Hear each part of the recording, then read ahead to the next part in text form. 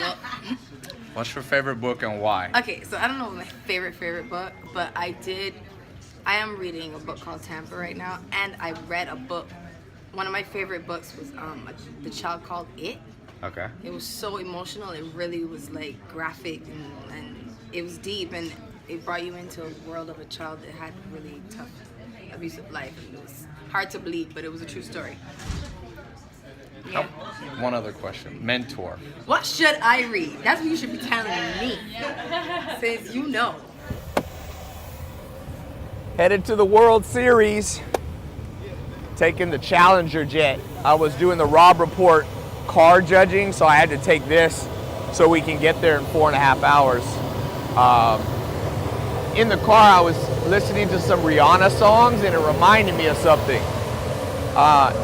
It reminded me of how impressed I was with Rihanna when I met her.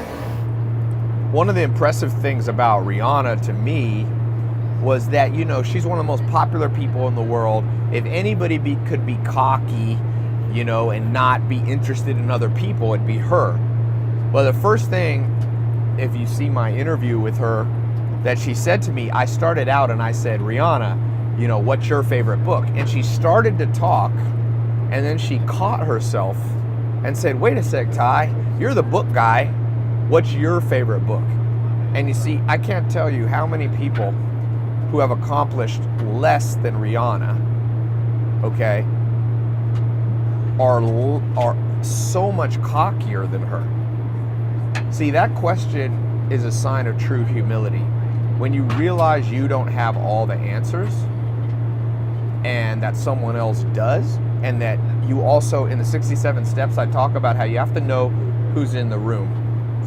One of the reasons that people can't find mentors, it's not because mentors don't exist, it's just that 9 out of 10 times when somebody's actually around a mentor, they'll kind of act like, yeah, I need your help, I want to learn from you, but I kind of already know what I'm doing. I've seen that so many times, and it's annoying to mentors.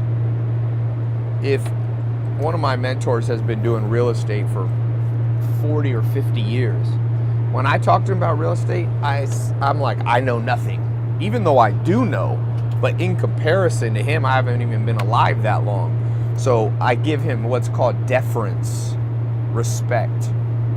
And so Rihanna, even though she didn't have to, you know, I know a lot about books. I've been reading, and I've got the largest online book club in the world right now.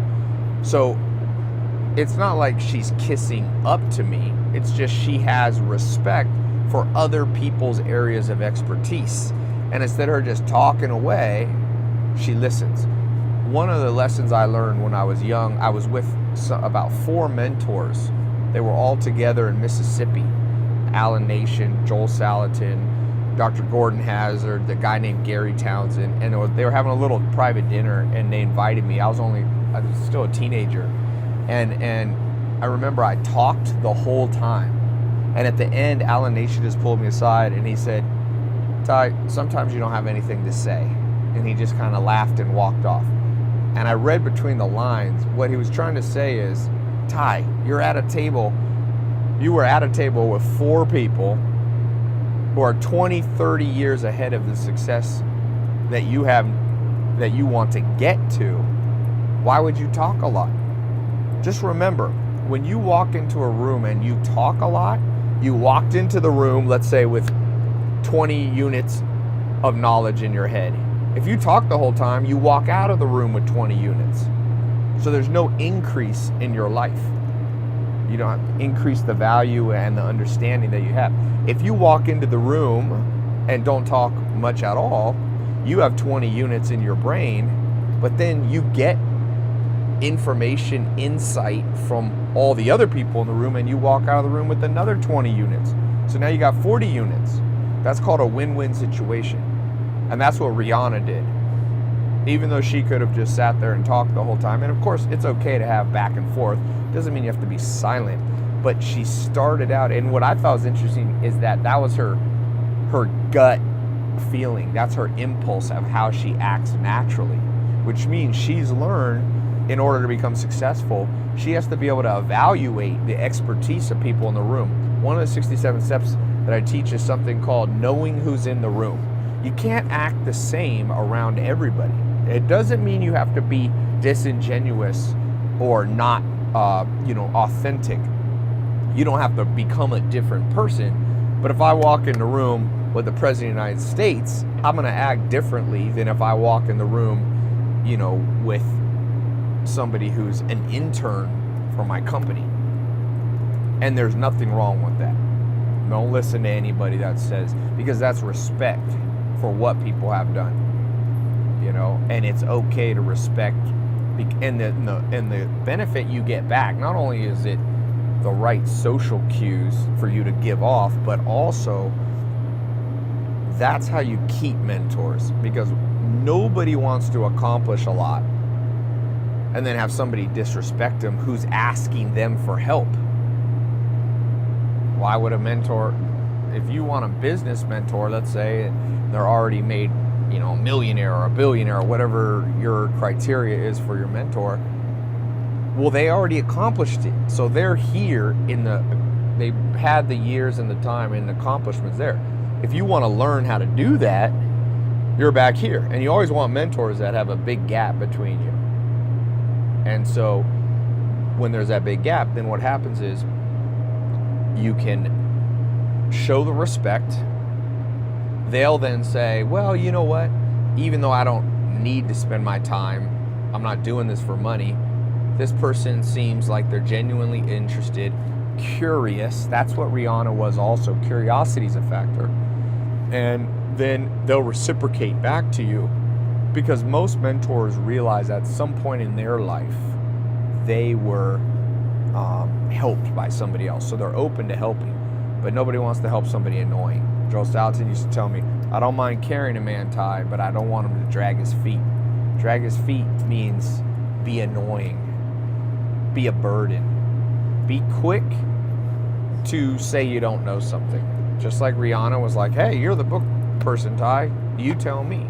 So she walked out of that meeting with new insight. I talked about some books, and I sent her a present, a book. And so she came with more. Chris Paul's at my house this week for lunch, same thing. This is a multiple-time all-star, $100 million NBA basketball contract, head of the Players League, all-star. You like the Ghost? Me? You had what? You had the Wraith too? Yeah. I don't know what's better. And Chris Paul here, I just want to wish you the best. Wish you would have been here so I could meet you, man. But best of luck and you're my prayers. And he was like, Tai, I got some questions for you. And I was blown away once again, like I was with Rihanna, that somebody with that much achievement, that much status, is still curious, respectful, and interested in what other people have to say. And that, see, you got to reverse it. That's the reason they are successful. Rihanna's not that way because now she's successful and turned into that way. She got to that spot.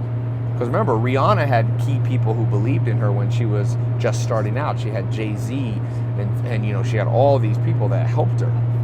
And so she knew how to deal with people. She knew how to respect people. She knew how to interact in a way that doesn't come off as cocky or too wordy, So just remember that when you're in an environment, when you're around, know who's in the room. If there's somebody who has something to teach you, ask them.